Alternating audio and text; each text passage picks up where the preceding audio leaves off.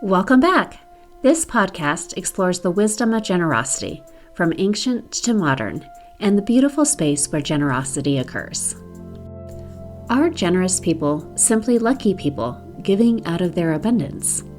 This week, I'm reading a quote from The Paradox of Generosity by Christian Smith and Hilary Davidson, 2014 edition. Quotes, "Generous people, we show, tend to be happier and more fulfilled than their ungenerous counterparts. This is true in spite of the fact that many generous people we interviewed face significant life problems and setbacks, often similar to those experienced by those less generous. Practicing generosity does not guarantee a life free of troubles or crises. Given their adversities, one might expect generous people to throw in the towel and become less generous. But that doesn't usually happen. Often, we find, instead, they exude greater tranquility, joy, and gratitude. The happiness that generous people tend to enjoy is not delivered by random luck. Generosity is not the result of people living charmed lives. Generous people know the hard reality of what it means to be human, to make mistakes, to hurt, to be hurt, to suffer. Generosity itself does not protect people from misfortune.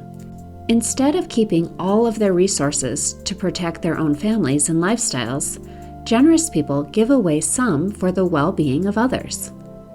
Rather than using all that they have to build a bigger nest egg or finance a more secure lifestyle, they help to build others up and protect those who are more vulnerable.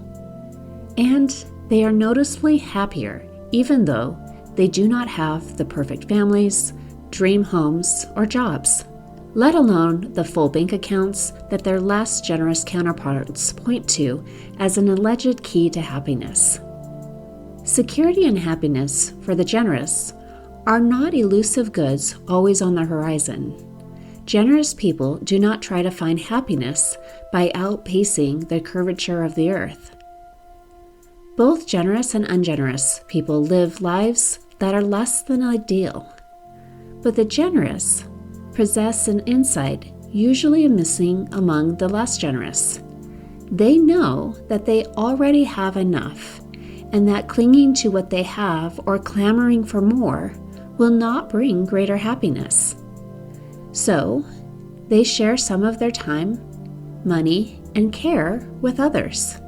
They tend to see the beauty of life, the value of solidarity, and their connection to humanity. Their perspective tells them that the world, properly viewed, is a place of abundance. They take their hardships in stride, believing that life is good and still worth living, beautiful, and meaningful.